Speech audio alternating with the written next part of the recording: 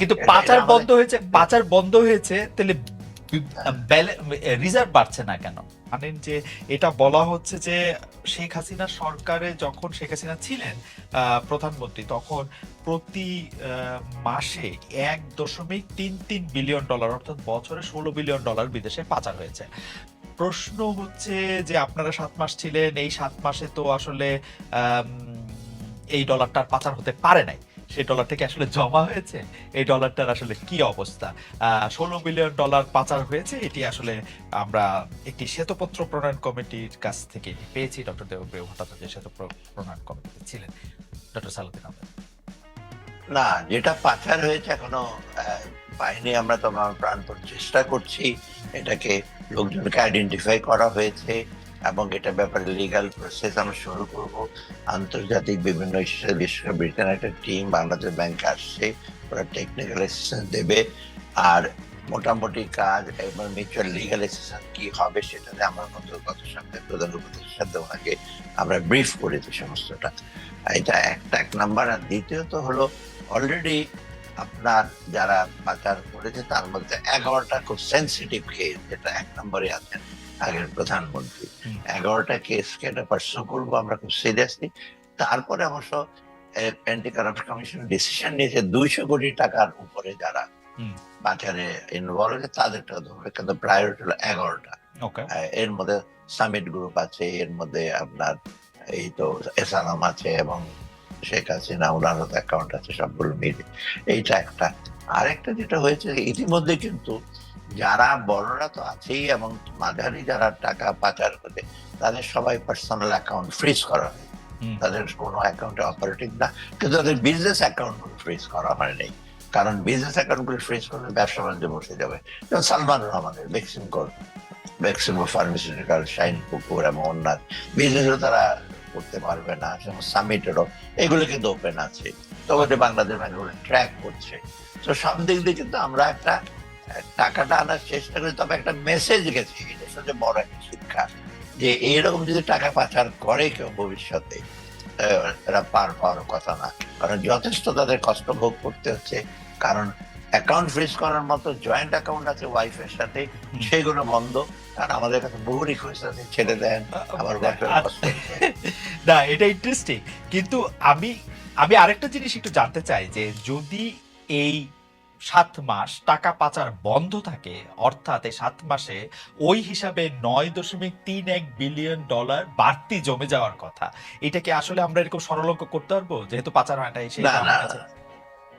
না, সরলঙ্ক করে, কারণ এখন হয়েছে কি জানে, যেটা পাচার হয়ে গেছে সেটাতে কিন্তু চলে গেছে। এবং আপনি দেখবেন রিজার্ভ দেয় 42 বিলিয়ন থেকে কত নেমে আসছে, কিছু বিক্রি করছে, তারপর এখন 20-এর মধ্যে আমরা কোন রকমে রাখছি।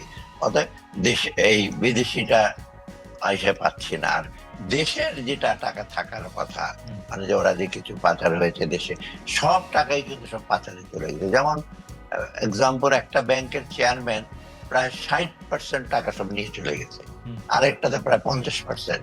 তারপর সালমান তো ধার করে 50,000 কোটি টাকা নিয়ে গেছে। আবার এই টাকাগুলো এখন ডিফিকাল্ট, কোথায় আছে হদিস, বিশেষ করে তাদের সাঙ্গপাঙ্গ। এটা হচ্ছে কি, এগুলো ডিস্ট্রিবিউটেড হয়ে গেছে, এটা কিন্তু মেইন স্ট্রিমে আসছে না। ওকে, বুঝতে পারছি। কিন্তু পাচার বন্ধ হয়েছে তাহলে রিজার্ভ বাড়ছে না কেন? না, রিজার্ভ বাড়ছে না কারণ পাচার বন্ধ হয়েছে। কারণ রিজার্ভ আগে যেটা পাচার হতো, মানে যেটা এডিশনাল, সেই এডিশনাল টাকাটা আগে আলাদা হলো, আগেও যে খুব বেশি যোগ হতো তা না। অতএব তখন থেকে কিন্তু রিজার্ভ আর বাড়েই নাই, রিজার্ভটা মেইনলি বেড়েছে আমাদের দেশে রেমিটেন্স আর এক্সপোর্ট, এই দুটো যেটা আমরা দেখি, বিশেষ করে যেটা কারেন্ট অ্যাকাউন্ট ব্যালেন্স সেখানে বেড়েছে। আর ইনভেস্টমেন্ট যেটা balance of payment financial account, সেটা কিন্তু নেগেটিভ ছিল সব বেশিরভাগ।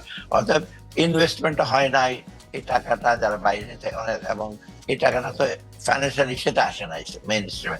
এটা আপনার, এটাকে আমরা বলি যে সেকেন্ড টিয়ার ইকোনমি চলছে, ব্যবসা বাণিজ্য কিন্তু চলেছে ভেতরে ভেতরে, ওদের ব্যবসা যেটা আমরা বলি কালো ব্ল্যাক ইকোনমি, ওখানে চলছে।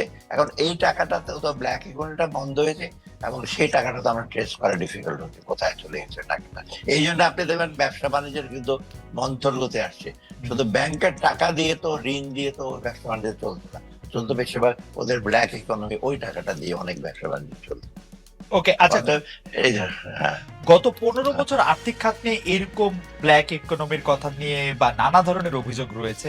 আমরা দেখছি যে সরকার সাংবিধানিক সংস্কার, নির্বাচনী সংস্কার, রাজনৈতিক সংস্কার নিয়ে যতটা মনোযোগী, আর্থিক খাতের সংস্কার নিয়ে একটা অভিযোগ হচ্ছে সেই পরিমাণ আগ্রহ নাই। এইটা নিয়ে হতাশা প্রকাশ করেছেন আবার শ্বেতপত্র প্রণয়ন কমিটির প্রধান ডক্টর দেবপ্রিয় ভট্টাচার্য। প্রথম আলোকে তিনি বলেছেন, প্রধান উপদেষ্টা অধ্যাপক মোহাম্মদ ইউনূস প্রতিবেদনটি গ্রহণ বা ওন করেছেন, কিন্তু তার উপদেষ্টা পরিষদে যারা প্রাসঙ্গিক তারা গ্রহণ করেননি। সবচেয়ে বেশি প্রাসঙ্গিক তো আপনি। আপনি কি সেই শ্বেতপত্রটি গ্রহণ করেন নাই বা? না, গ্রহণ তো উনি করেছেন, আমিও তো সেদিন ছিলাম। শোনেন, শ্বেতপত্রতে বেশিরভাগ হলো এটা পোস্ট মর্টেমের, কেন হয়েছে, কারা করেছে, এটা ওখানে পাচার হয়েছে, এখানে ট্রেড হিসেবে গেছে, আমরারা নিয়েছে টাকা, তারপর ব্যবসায়ীরা নিয়েছে টাকা, এইগুলো।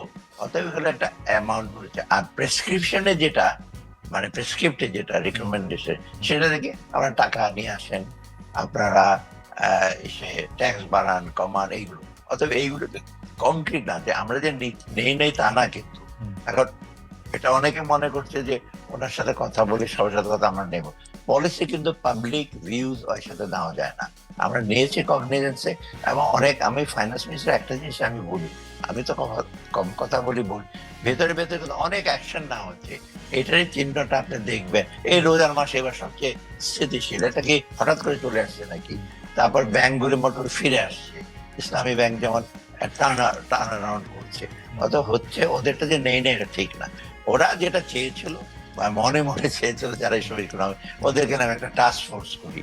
অর্থাৎ আমি বলছি যে টাস্ক ফোর্স অলরেডি বাংলাদেশ ব্যাংকের যে গভর্নর, সেই টাস্ক ফোর্স হলো এই যে মানি লন্ডারিং ব্যাপার, সেখানে এসএস এর মেম্বার আছে, সবাই আছে, they are doing this job. NBR যে সংস্কারগুলি হচ্ছে, আমরা যেটা করছি, আমরা ফাইন্যান্স মিনিস্ট্রি, এখানে যথেষ্ট এক্সপার্ট আছে আমাদের।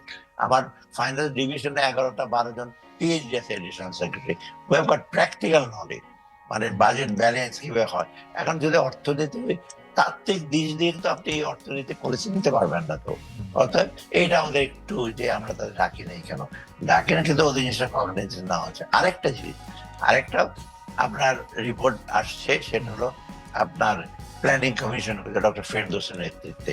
ওইটাতে বড় কিছুটা ডিটেল আছে, ওইখানে বড় রিকমেন্ডেশন গুলো খুব বেশ কংক্রিট, প্র্যাগমেটিক। এবং এটা যেহেতু প্ল্যানিং কমিশন করেছে প্রফেসর ওয়াহিদুর মাহমুদের উদ্যোগে, ওইখানে কিন্তু কথা বলে। অর্থাৎ আমরা দুইটাই নিয়েই কিন্তু কয়েকদিন আগে আমি একটা স্ট্র্যাটেজি ডকুমেন্ট করেছি। স্ট্র্যাটেজি ডকুমেন্টটা আমরা চিফ এডিটর বলতে যে আমরা তো এত করছি, কি করবো, এগুলো করে প্রমাণ। তাদের আমরা একটা প্রেজেন্টেশন দিচ্ছি, ওখানে ওয়াহিদুর মাহমুদ সবাই ছিল, ওইখানে কিন্তু দুইটার রিকমেন্ডেশন নিয়ে আমরা যে এই জিনিস করছি, প্লাস আমাদের কাছে কিন্তু তথ্য যেগুলো আছে সেগুলো আমরা নিয়েছি। একটা জিনিস মনে রাখবে যে কোট করে যে তথ্য শ্বেতপত্রে, সেগুলো তো দেখো খুব অথেন্টিকেটেড না হলে আমি তো বলতে পারবো আই ক্যানট ওন ইট। কিছু কিছু তথ্য আছে সেটা আমার ইসের সাথে মিলে না, বোর্ড অফ স্টেটের ডেটা, বাংলাদেশ ব্যাংকের ডেটা, ট্রেড ডেটা। এখন আমি কি করবো যে ওরা সঠিক বলেছে? ওরা তো বিভিন্ন জায়গায় স্টাডি করেছে, বিভিন্ন কোর্টে থেকে নিয়েছে। অতএব এইগুলো তো আমরা একটু সাবধান হতে হবে। আমরা বলেছি